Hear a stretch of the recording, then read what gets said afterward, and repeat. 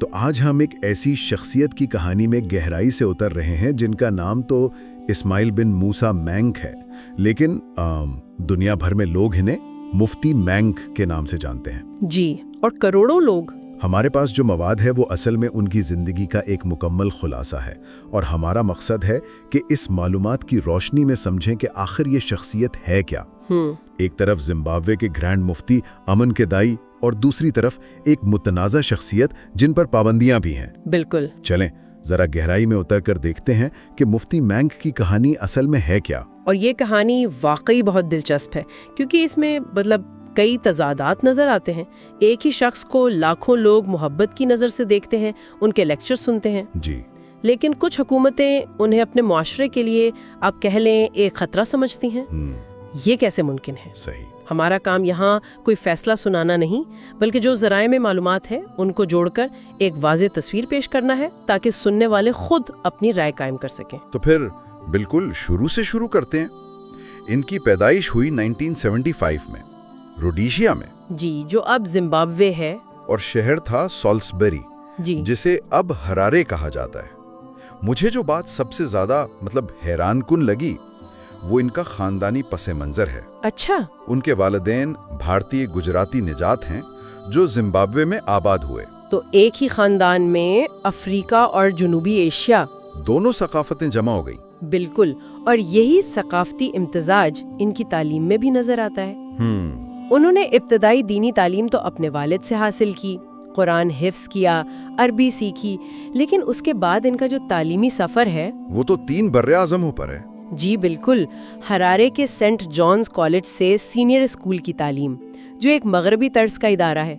پھر وہ اسلامی تعلیم کے لیے مدینہ چلے گئے، سعودی عرب۔ جی، وہاں اسلامی یونیورسٹی سے فقہ اور شریعہ میں ڈگری لی۔ یعنی افریقہ سے سیدھا مشرق وسطی، یہ خود میں ایک بہت بڑا سفر ہے۔ اور سفر یہیں ختم نہیں ہوا۔ مدینہ سے فارغ ہونے کے بعد وہ مزید مہارت کے لیے ہندوستان آ گئے۔ اچھا، ہندوستان میں کہاں؟ گجرات میں دارالعلوم کنٹھاریا۔ وہاں انہوں نے حنفی فقہ میں اختصاص حاصل کیا۔ تو آپ دیکھیں، ایک ہی شخصیت میں افریقی پرورش، عرب دنیا کی سلفی فکر اور جنوبی ایشیا کی دیوبندی اور حنفی روایت سب جمع ہو گئی ہیں۔ یہ ایک بہت ہی نایاب امتزاج ہے۔ یہاں آپ نے کچھ اہم اصطلاحات استعمال کی، حنفی، دیوبندی، سلفی۔ سننے والے شاید واقف ہوں، لیکن کیا آپ تھوڑا آسان لفظوں میں بتا سکتی ہیں کہ یہ کیا ہیں اور ان کا ایک ساتھ ہونا اتنا غیر معمولی کیوں ہے؟ ضرور، بہت آسان لفظوں میں، حنفی فقہ اسلامی قانون کے 4 بڑے سکولز میں سے ایک ہے اور جنوبی ایشیا میں بہت عام ہے۔ دیوبندی مکتب فکر اسی حنفی فقہ پر عمل کرنے والی ایک اصلاحی تحریک ہے۔ ٹھیک ہے۔ دوسری طرف سلفی تحریک کا مرکز عرب دنیا ہے، اور یہ اسلام کی ابتدائی تعلیمات پر زیادہ زور دیتی ہے۔ عام طور پر دیوبندی اور سلفی فکر میں کچھ نظریاتی، آپ کہہ لیں کہ فاصلے ہوتے ہیں۔ اچھا، تو یہ بات ہے۔ جی، اس لیے جب کہا جاتا ہے کہ مفتی مینک کی شناخت دونوں سے ہے، تو یہ ان کی فکر کی پیچیدگی اور وسعت کو ظاہر کرتا ہے۔ یعنی وہ ایک ہی وقت میں 2 بڑی اور بعض اوقات مختلف اسلامی روایات کی زبان بول سکتے ہیں۔ شاید یہی ان کی عالمی مقبولیت کا راز ہے۔ بالکل، یہی بات ہے۔ یہی امتزاج انہیں یہ صلاحیت دیتا ہے کہ وہ مختلف پس منظر رکھنے والے مسلمانوں سے ان کی سطح پر آ کر بات کر سکیں۔ وہ زمبابوے کے گرینڈ مفتی ہیں، یعنی اپنے ملک میں ایک اعلیٰ ترین مذہبی اتھارٹی، اور ساتھ ہی وہ ایک موٹیویشنل اسپیکر بھی ہیں۔ ان کی کتابیں ہیں موٹیویشنل مومنٹس جیسی۔ جی، میں نے سنا ہے ان کے بارے میں۔ وہ مذہبی تعلیمات سے زیادہ زندگی گزارنے کے مثبت اصولوں پر ہیں۔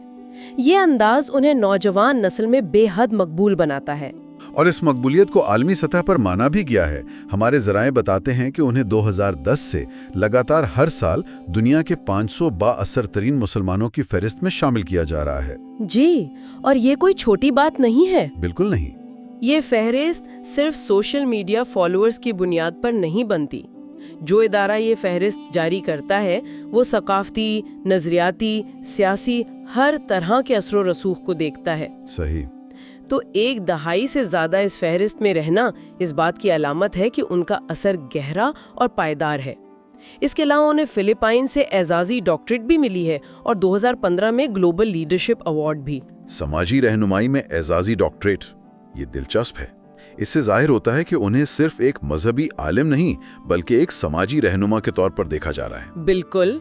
तो हमारे सामने एक ऐसी तस्वीर बन रही है जो आलमी सतह पर तस्लीम शुदा है, मुख्तलिफ सकाफतों को जोड़ने वाले और अमन का पैगाम देने वाले स्कॉलर की है। लेकिन जैसा कि हमारे ज़राए बताते हैं, ये तस्वीर इतनी सीधी सादी नहीं है। जी, और यहीं से कहानी पेचीदा होना शुरू होती है।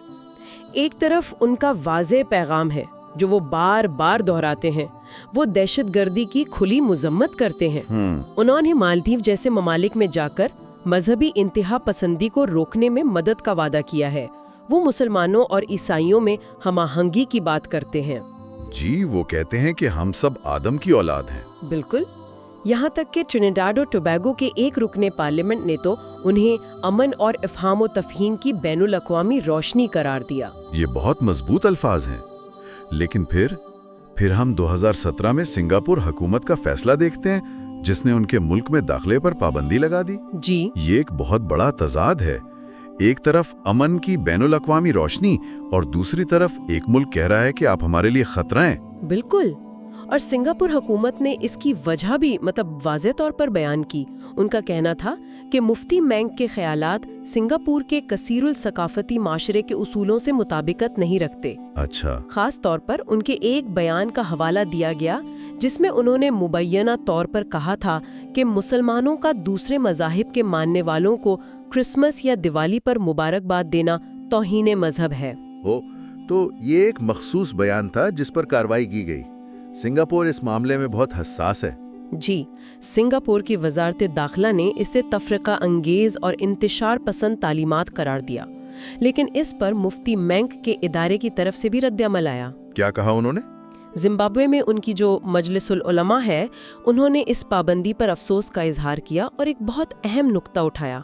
उन्होंने कहा कि मुफ्ती मेंग कसीर सकाफती जिम्बाब्वे का असासा है और लोगों को उनके बारे में राय चंद मिनट के टिप्स की बुनियाद पर नहीं बनानी चाहिए। जी, तरमीम शुदा क्लिप्स की बुनियाद पर नहीं बल्कि उनके मुकम्मल खुतबात सुनकर कायम करनी चाहिए। ये सियाको सबक वाली बहस ये तो आजकल बहुत आम है।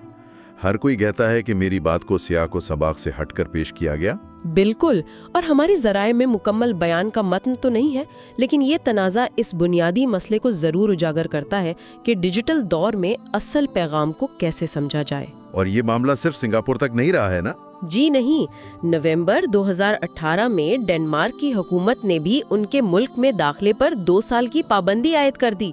तो ये किसी एक मुल्क की तशवीश नहीं थी। और फिर एक और बड़ा तनाज़ा सामने आया जिसने खास तौर पर मगरबी ममालिक में हलचल मचा दी। मेरा इशारा हमजिन्स परस्ती से मुताल्लिक उनके बयानात की तरफ है। जी, ये शायद इनसे जुड़ा सबसे बड़ा तनाज़ा है। हफिंगटन पोस्ट की रिपोर्ट के मुताबिक उन्होंने अपने एक बयान में हमजिन्स परस्ती के अमल को गलीज कहा था। सिर्फ गलीज नहीं, उससे भी आगे उन्होंने कहा था कि इसमें मुलव्वस अफराद जानवरों से बदतर हैं।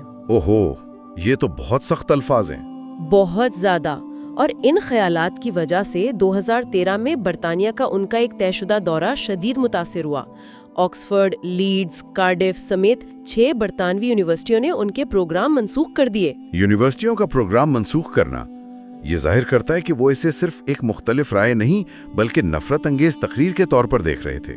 बिल्कुल, और ये उनकी अवामी शबीहा पर एक बहुत बड़ा धब्बा था। एक तरफ अमन और हमाहंगी का पैगाम और दूसरी तरफ इस किस्म के सख्त अल्फाज। लेकिन यहाँ कहानी एक ऐसा मोड़ लेती है जिसकी शायद किसी को तवक्को नहीं थी।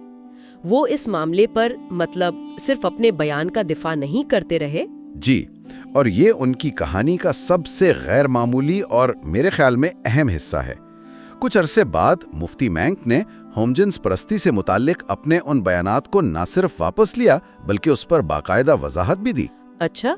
उनकी अपनी ऑफिशियल वेबसाइट पर आज भी एक बयान मौजूद है। वो कहते हैं, और मैं तर्जुमा कर रही हूँ, LGBT के मामले पर मैं 2011 में दिए गए अपने बयान की वजाहत करना चाहता हूँ जिसमें मैंने कहा था जानवरों की पूरी इज्जत के साथ वो उन जानवरों से बदतर हैं। वो कहते हैं ये गलत फहमी पर मबनी था। मैं अब इस बात पर यकीन नहीं रखता। मैं इस बयान को मुकम्मल तौर पर वापस लेता हूँ। वाह, ये बहुत बड़ी बात है। अवामी ज़िंदगी में ख़ास तौर पर एक मजहबी रहनुमा के लिए इतनी वाज़ेह तौर पर यह कहना कि मैं गलत था और मैं अब इस पर यकीन नहीं रखता। जी, ये बहुत ही गैर मामूली है। आम तौर पर लोग कहते हैं कि मेरी बात को गलत समझा गया या सियाक़ को सबाक़ से हटकर पेश किया गया, लेकिन ये तो एक मुकम्मल यू टर्न है। बिल्कुल। इससे ये सवाल पैदा होता है कि क्या ये ज़ाती सोच की तब्दीली है या अवामी दबाव का नतीजा? ये $1 मिलियन का सवाल है और हमारे ज़राए इसका हतमी जवाब नहीं देते, लेकिन हम कुछ अंदाजे लगा सकते हैं। एक तरफ ये हो सकता है कि उनकी सोच में वाकई तब्दीली आई हो।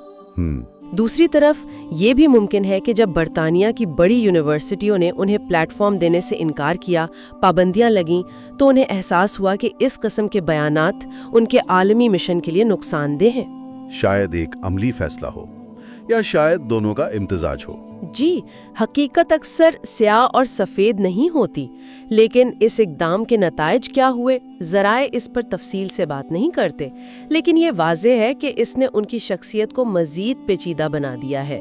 सही। उनके नाक़िदीन शायद कहेंगे कि ये सिर्फ अपनी शबीहा बचाने की कोशिश है, जबकि उनके हामी उसे एक आलिम की फ़िक्री पुख्तगी और आजिज़ी की अलामत करार दे सकते हैं। तो इस सारी मालूमात को सामने रखते हुए हम मुफ्ती मैनिक को किस खाने में रखें? मतलब हमने एक ऐसी शख्सियत को देखा जो एक बासर मजहबी रहनुमा हैं, मोटिवेशनल स्पीकर हैं, अमन के दाई हैं, और साथ ही एक मुतनाज़ा शख्सियत भी हैं जिन पर मुमालिक ने पाबंदियां लगाईं और जिन्हें अपने माजी के बयानात से दस्तबरदार होना पड़ा। ये तो कोई एक सीधी सादी तस्वीर नहीं बनती। बिल्कुल नहीं बनती, और शायद यही सबसे अहम नुक्ता है। उनकी कहानी हमें सिर्फ एक फर्द के बारे में नहीं बताती, बल्कि हमारे आज के दौर के बारे में बहुत कुछ बताती है। अच्छा। ये हमें इस सवाल पर सोचने पर मजबूर करती है कि इस डिजिटल दौर में जहां हर लफ्ज़, हर तकरीर हमेशा के लिए रिकॉर्ड हो जाती है, हम अवामी शख्सियात का जायज़ा कैसे लें जिनके ख़यालात वक्त के साथ बदलते हैं? ये बहुत अहम सवाल है। यानी क्या हम किसी शख्स को उसके 10 साल पुराने बयान की बुनियाद पर हमेशा के लिए परखते रहेंगे, यहाँ तक कि अगर वो खुद कह दे कि मैं बदल गया हूँ? बिल्कुल। जब कोई शख्स अपने किसी पुराने बयान को गलत फहमी करार देकर मुकम्मल तौर पर वापस ले लेता है, तो क्या ये उनके बारे में हमारी समझ को बदल देता है, या हुकूमतों की तरफ से किए गए इक़दामात ज़्यादा अहमियत रखते हैं? क्या एक अवामी दस्तबरदारी माजी के नुकसान को मिटा सकती है? इसका कोई आसान जवाब नहीं है। तो ये मालूमात हमें एक फर्द की कहानी से बढ़कर एक वसी सवाल पर सोचने की दावत देती है। ये हमें इस बात पर गौर करने पर मजबूर करती है कि माफ़ी, तब्दीली और अवामी जिम्मेदारी का हमारे आज के माशरे में क्या मतलब है। जी, हमारे ज़राए मुफ्ती मैनिक की ज़िंदगी के हक़ाइक़ हमारे सामने रखते हैं, लेकिन ये सवाल कि हम एक ऐसी पेचीदा शख्सियत को कैसे समझें, इसका जवाब शायद हर सुनने वाले को अपने लिए खुद तलाश करना होगा।